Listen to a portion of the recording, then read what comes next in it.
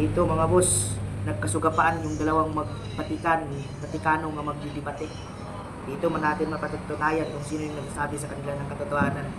Kaya panoorin natin ito mga boss. Let's go!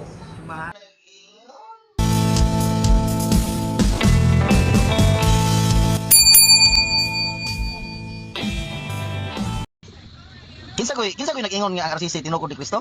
Ha? Kinsa koy nag-ingon? Encyclopedia. Mano imong saligan? Daot ka di oy. Tan-awa sa kung unsa ang tinukod ni Kristo. Diha sa Biblia ang tinukod ni Kristo, mabasa nimo sa Efeso 5:27, walay buling, walay mansa, walay kunot, walay ikasaway. Gamitan ang imong diri RCC no? Ayaw og panglimbong man ang imo ha. Tungod lang sa encyclopedia maka panghambog na ka. Panamin sa oy. Lo nimo. Hilas kay ka pa istoryahon. Panamin sa mutukod ba si Kristo og palaigit, palahubog, sugarol, mutukod ba si Kristo ingana? Argisino. Ayaw na kukuwata dong. Basahan ninyo ikaduhang Timote 2:19. Ang lig-on nga patukuranan nga nagdala og marka nga ang Dios maoy nakaila sa iya ha. Nga ang mga liya sa ngalan sa Ginoo kinahanglan magabiya sa pagkadaotan. Argisino, kasabot ka? Hilas-hilas uroy ka. Tungod lang sa encyclopedia makapanghambog na kamuna. Lo nimo. Tanawa sa og maayo kung unsa ang gitukod ni Kristo. Okay. Mateo 16:18 wa nganli. Way makapang-angkon ang ginsa ng iglesia ha. Pero kung Biblia mo ibasihan, Efeso 5:27 nag-ingon siya. Paminaw. Ang iglesia nga iyang pagkadad-on diha sa iyang atubangan, walay buling, walay mansa, walay kunot, walay ikasaway kamuna. Dukdukon ko ng puti nimo. Ayaw og panghinambog oy. Pagkaulaw raman taon ka Argesino oy. Pagkalaw ay og mga pulong ning alipore sa Amerikanang daot. Ilang yung kaayo mga nahalangan sila sa ato ang mga presentasyon o pagtanggal sa maskara sa ilang pundok nga piki. Anong piki man kay kapilan ko nagibalik-balik kay ang pundok gipasakupan ining maong tawhana gitukod og mga Amerikano nya ang usa pa gyud dinha kay daot. Wala nga di pud sabta matingala nga ingon ana pud ang iyang mga pulong kay syempre kung unsa ang punuan mao pud ang gitawag og mga bunga. Pero tubagon na to ni punto por puntos ang iyahang mga argumento kay gusto mo gyud ni inigar nga ang Santa Iglesia Katolika Apostolika Romana gitukod sa to ang Ginoong Jesucristo. Bisan pag unsaon ninyo og nigar ang kamatuoran magpabiling kamatuoran. Bisan pag moingon mo nga di mo motuo nga naibuwan pero dili mawala ang buwan kay di mo motuo. Magpabilin gyud na ang buwan bisan pag gitawag og di mo motuo. Kasamang pagkaagi, bisan pagkapila mo or kamilyon minyo na balik-balik ko ng simbahang Katolika dili gitukod ni Ginoong Jesucristo, magpabilin ang kamaturan ng simbahang Katoliko gitukod ni Kristo, sumala sa balang kasulatan o sumala pud sa gitawag og kasaysayan. Napi-argumento niya ingon pa niya kasi mayroong tuuhan. Encyclopedia nanginambog na mo nga ituo mo sa gitawag og kanang inyong gisulti sumala sa encyclopedia. Kisa mo di mong tuuhan kanang binutbot ninyo o kanang chismis sa inyo mga pastoy. Dili man ang factual lang inyo, opinion raman ang inyo. Unlike sa mga encyclopedias, factual. O niya, ang mga encyclopedias, for your information, migo, ang mga encyclopedias, diya man gud nalatid or nasuwat ang mga nagkadaiyang karibitang field of knowledges ba.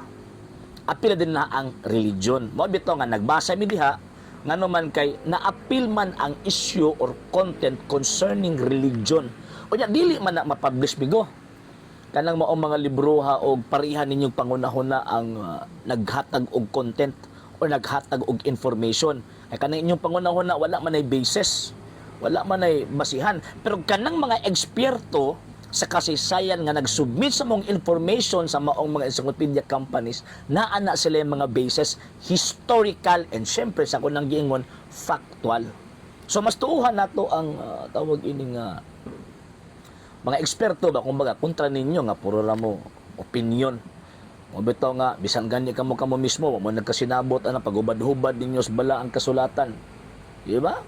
Number 2. Ingon pa niya nga magtukod ba di si Ginoong Jesucristo og tawag ini na ay mga badlungon. Ngano? Nagtuo po di kapod nga ang mga membro sa iglesyang gitukod ni Ginoong Jesucristo perfectanan. Nagtuo biya ako nagbasa kag Biblia o nagbasa mo Biblia. Sa 12 ka mga apostoles na Judas o sa kabuok. After sa mga apostoles, si Ananias o si Sapira, mga badlungon.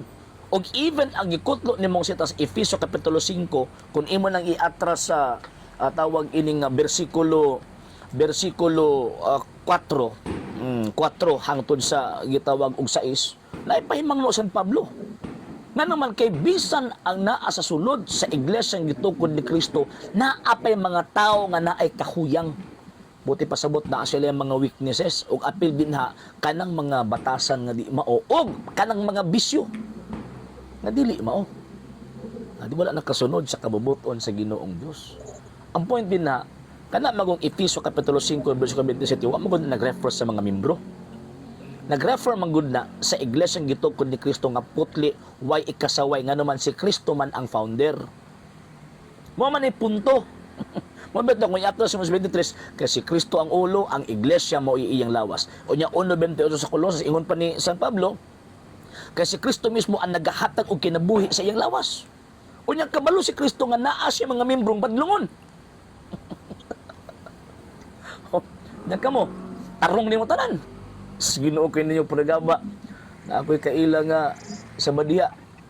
Classmate pag yun na ako, Classmate pag yun na ako, na. Wala igit ninda ko. Pero ang problema ninyo kay ikaulaw ninyo. Sige tumang-tumon sa sugo. Di daw ko numuka og karnis baboy pero namaligya og namuhi og tawag ining baboy. Pastila na ipigiri. Di daw ko inom pero nagpaila na sila og tawag ining kaso kay naa sila negosyo nga gitawag og ilimnon. Nya ka na unsa naron? Okay ni ha. Tinud-an na ining ako ha. Ingon na ba? So, ang pagkabalaan, ang pagkaperpekto sa iglesia, wala nagamater sa iyahang membro.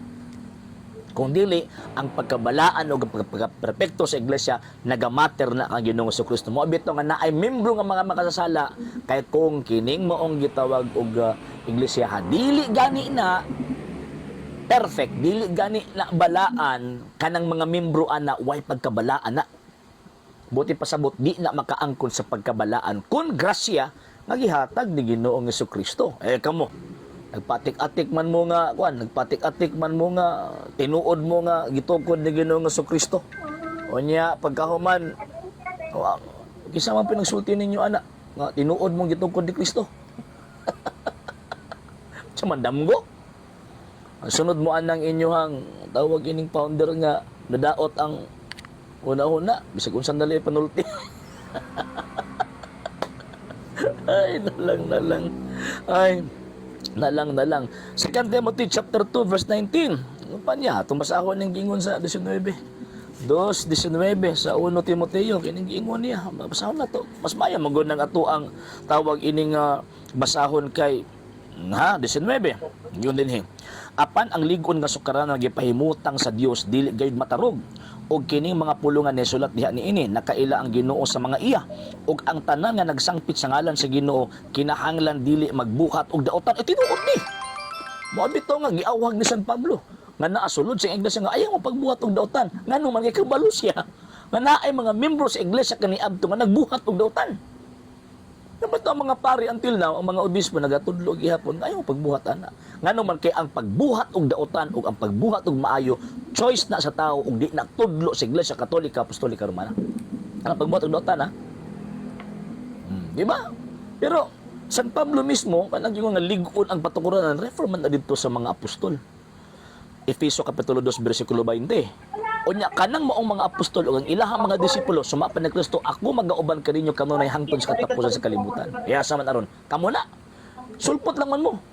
Buto lang mo tos dalugdog atong 1863 ni gawas mo pagkahuman sa pagkapalpak ni William Miller nibuto ning inyohang pundok nagbiting-meeting ang upat ka mga Amerikano pag-abot sa Mayo 1863 nagkatigo man katong mga Amerikano pagkahuman naghukom-hukom silang kaugalingon na oy nagsudo man ta sa sabat so therefore tawagon na to atong iglesia nga Seventh-day Adventist Church. Asa mas Biblia na? Yung pa nimo wa man nganli. Ang St. Matthew chapter 16 verse 18 sa gitawag nga lang why si bisan kinsa daw makaangkon kisa sulti nimo. Angkon man gani mo karon. Nga iya mo na ganun sa Kristo. Nya inon mo why si bisan kinsa. Dali lang kayong pag-angkon. Pero ang problema na lisod kayo ang pagpamatuod. Pamatud-in ang inyong giangkon kay para mahibaw-an nato kung tinuod ba mo og dihi. Ay nagun mo hilak. Digid man mo. Muligid mo kung sa kuwan pa ba manggawas gyud ang mga daotang mga pulong ug